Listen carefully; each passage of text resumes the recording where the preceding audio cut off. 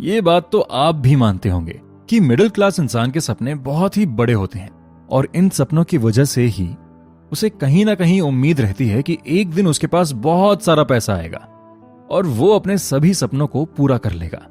लेकिन इनमें भी दो तरह के लोग होते हैं। एक वो हैं जो पैसे आने का इंतजार करते हैं और उसके लिए लगातार काम करते रहते हैं, जबकि दूसरे वो हैं जो ज्यादा इंतजार नहीं कर सकते और अपनी ख्वाहिशों को पूरा करने के लिए वो अपना सारा पैसा लगा देते हैं, हालांकि जिसका रिग्रेट उन्हें बाद में जरूर होता है।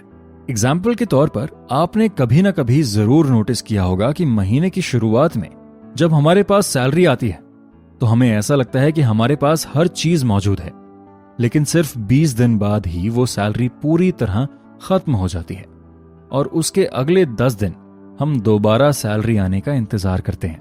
और जब दोबारा सैलरी आती है तो फिर इस बार भी वैसा ही होता है और ये साइकिल ऐसे ही चलता रहता है। लेकिन कभी आपने इस बात पर गौर किया है कि आखिर हमारी सैलरी अगर 1 महीने के लिए आ रही है तो वो 1 महीने से पहले खत्म क्यों हो रही है? अब जाहिर सी बात है, आप में से हर किसी की अलग अलग सैलरी होगी। कोई 20,000 महीना कमाता होगा, कोई 60,000 महीना कमाता होगा। लेकिन इन्हीं पैसों के हिसाब से क्या आपने कभी अपना बजट तैयार किया है कि आपको महीने में कितने पैसों की जरूरत पड़ती है, जिनमें आपके घर का राशन होता है, मोबाइल रिचार्ज से लेकर आपकी दवाइयों का खर्चा होता है? अगर आपने ये काम नहीं किया है और जैसा चलता आ रहा है वैसा ही चलने की सोच रहे हैं तो दोस्त, आपको फ्यूचर में काफी परेशानियों का सामना करना पड़ सकता है।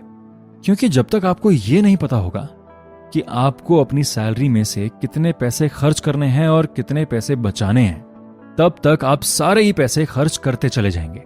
अब हो सकता है आप में से बहुत से लोग ऐसे हों जो सैलरी आने से पहले ही उसे खर्च करने के बारे में सोच लेते हों, जैसे कि जब मेरे पास सैलरी आएगी तो मैं इस मशहूर ब्रांड के जूते खरीद लूंगा, या फिर मेरे पास सैलरी आएगी तो मैं कहीं बाहर घूमने जाऊंगा और वहां से ढेर सारी शॉपिंग कर लूंगा। अब दिलचस्प बात यह है कि जैसा हम चाहते हैं वैसा होता तो है, लेकिन अपनी ख्वाहिशों को पूरा करने के चक्कर में हम अपनी पूरी सैलरी को महीने के शुरुआती दिनों में ही गंवा बैठते हैं।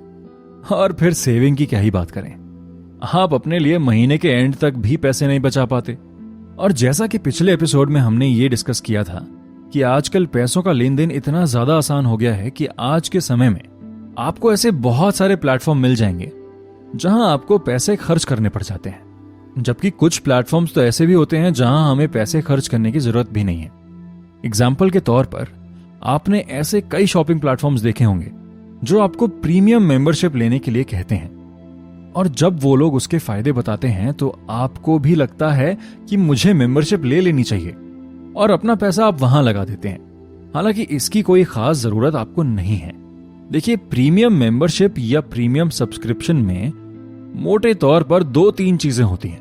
पहली तो ये होती है कि आपको डिलीवरी समय से पहले मिल जाती है, यानी अगर आप आज ऑर्डर कर रहे हैं तो आपको कल ही डिलीवरी मिल जाएगी।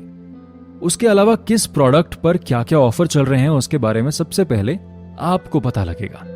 लेकिन क्या सच में आपको इन सब चीजों की जरूरत है? या अगर आप प्रीमियम मेंबरशिप नहीं लेंगे तो इससे आपका कोई काम रुक जाएगा? तो इसका जवाब है नहीं। कंपनी आपको ये सब चीजें बेचती है और आप ना चाहते हुए भी कई बार इन सब चीजों में अपना पैसा लगा देते हैं। आप में से कुछ लोग तो ऐसे भी होंगे जो बेचारे जिम जाने की कोशिश करते हैं, लेकिन जिम की फीस देने के 10 दिन बाद ही वो जिम जाना छोड़ देते हैं। परेशान मत होइए, ऐसा करने वाले सिर्फ आप ही नहीं हैं, बल्कि बहुत से लोग महीने की 1 तारीख को जिम में एंट्री कराते हैं और 10 दिन बाद पूरी फीस देने के बावजूद जिम छोड़ देते हैं। लेकिन अगर आप चाहते हैं कि आप अपने ये पैसे सेव करें और अपने पैसे खर्च करने की आदत को बदलें, तो इसके लिए आपको अभी से ही एक लिस्ट बनानी होगी। उसमें आप ये सभी बातें मेंशन करेंगे कि आपको हर महीने अपना पैसा कहां कहां खर्च करना पड़ता है। चलिए हम खुद ही आपको बता देते हैं कि आप हर महीने अपना पैसा ज्यादातर कहां खर्च करते हैं। तो सबसे पहले जिस जगह पर आप रहते हैं, अगर आप वहां किराए पर रहते हैं तो हर महीने आपको वहां का रेंट देना पड़ता होगा। इसके बाद दूसरी सबसे जरूरी चीज आती है कि आपको महीने में खाने पीने की चीजों के लिए कितना पैसा खर्च करना पड़ता है। तीसरे नंबर पर आता है एजुकेशन। अगर आप शादीशुदा हैं तो आपको अपने बच्चों की स्कूल फीस से लेकर उनके ट्यूशन और किताबों के लिए हर महीने कितना पैसा खर्च करना पड़ता है। और फिर चौथे नंबर पर आता है आपकी दवाइयों का खर्चा, जिसे आप इग्नोर नहीं कर सकते हैं। और इसके बाद आता है एंटरटेनमेंट, यानी आप हर महीने अपनी और अपनी फैमिली के एंटरटेनमेंट के लिए कितना रुपया खर्च करते हैं। इसमें शॉपिंग, ट्रैवल और मूवी जैसी चीजें शामिल होती हैं। मोटे तौर पर हर मिडिल क्लास इंसान का पैसा खर्च करने का तरीका यही होता है। अब ध्यान देने वाली बात यह है कि इन खर्चों में हम सबसे ज्यादा गलती कहां करते हैं। देखिए, इन सभी खर्चों में सिर्फ एंटरटेनमेंट ही एक ऐसी जगह है जहां से आप पैसा बचा सकते हैं, क्योंकि घर के रेंट से लेकर आपकी दवाइयों तक ये सभी चीजें आपके लिए बहुत जरूरी हैं। लेकिन एंटरटेनमेंट एक ऐसी जगह है जहां से आप काफी पैसा बचा सकते हैं। लेकिन जैसा कि आप जानते होंगे कि मिडिल क्लास फैमिली से बिलोंग करने वाले ऐसे बहुत से लोग आपको मिल जाएंगे जो अक्सर लोगों के सामने शो ऑफ करते हैं, ये दिखाने कि उनके पास बहुत पैसा है। लेकिन ऐसे शो ऑफ करने के चक्कर में वो कभी पैसा नहीं बचा पाते। अब देखिए, अगर आप कोई मूवी देखने का प्लान कर रहे हैं तो एक मूवी की टिकट 200 से 300 की होती है, और वो भी तब जब आप किसी नॉर्मल थिएटर में जाते हैं। लेकिन कुछ लोग ऐसे होते हैं जो शो ऑफ करने के लिए 300 वाली टिकट की जगह 900 रुपए की मूवी टिकट चुनते हैं, और उसके बाद अपने मोबाइल फोन से फोटो क्लिक करके सोशल मीडिया के अलग अलग प्लेटफॉर्म्स पर पोस्ट करते हैं ताकि लोगों को पता लगे कि उन्होंने इतने पैसे खर्च किए हैं। लेकिन अगर आप समझदारी से काम करेंगे और थोड़ा प्रैक्टिकल होकर इन सभी चीजों के बारे में सोचेंगे तो आपको खुद समझ आएगा कि आपकी खुशी सिर्फ आपके लिए मैटर करनी चाहिए।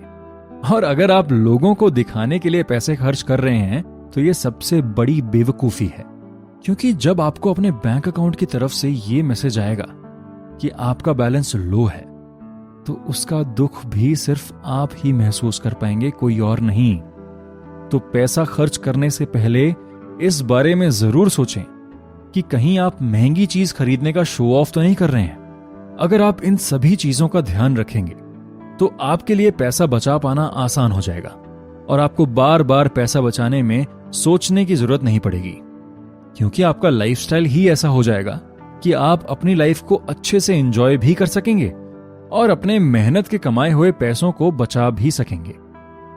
अब ऐसा नहीं है कि आप अपनी आदतों को एक ही दिन में बदल डालेंगे और अचानक से ही पैसा बचाना शुरू कर देंगे। हो सकता है इसमें आपको थोड़ा वक्त लगे, इसलिए इसकी शुरुआत आपको सिर्फ 1 महीने से करनी है। आपको खुद को समझना है कि आप 1 महीने तक कहीं भी अपना पैसा वेस्ट नहीं करेंगे। और इसके बारे में थोड़ा और डिटेल में जानने के लिए आपको हमारे साथ अगले एपिसोड की तरफ चलना होगा, जहां हम यही डिस्कस करने वाले हैं कि आप खुद को 30 दिन का चैलेंज कैसे दे सकते हैं और 30 दिनों में आपकी जिंदगी किस तरह से बदल जाएगी। तो आइए ज्यादा वक्त ना लेते हुए चलते हैं हम 4th एपिसोड की तरफ।